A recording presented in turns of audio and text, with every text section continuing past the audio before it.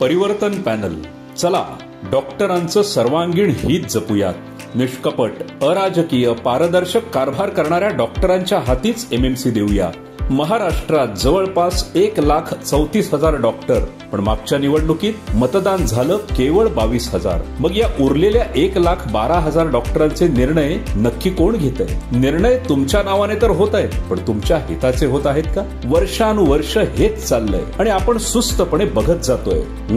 पण आता हे बदलायचं, परिवर्तन घडवून आणायचं. आज सगळे महत्वाचे निर्णय तुमच्या नावाने होतात, पण तुमच्या परवानगीशिवाय घेतले जातात. तेव्हा हीच ती वेळ प्रत्येक निर्णयावरच नियंत्रण परत आणण्याची. शासन कुठलंही असो, ते पारदर्शकच हवं. डॉक्टरांच्या हिताचे निर्णय डॉक्टरांच्या मतांनीच घेतले गेले पाहिजेत. आता आपल्या मतांचा वापर करून इतरांचा आदेश पाळणं बंद करूयात. पारदर्शक एमएमसी करता परिवर्तन पॅनेललाच मतदान करूया. तेव्हा यंदा निर्णय फक्त डॉक्टरांचा, हित केवळ डॉक्टरांचं, भवितव्य नव्या पिढीचं. साक्षात धन्वंतरीचे आशीर्वाद लाभलेले, सत्याच्या बाजूने निर्भीडपणे उभे राहणारे, पारदर्शक उमेदवार असलेले आपले परिवर्तन पॅनेल.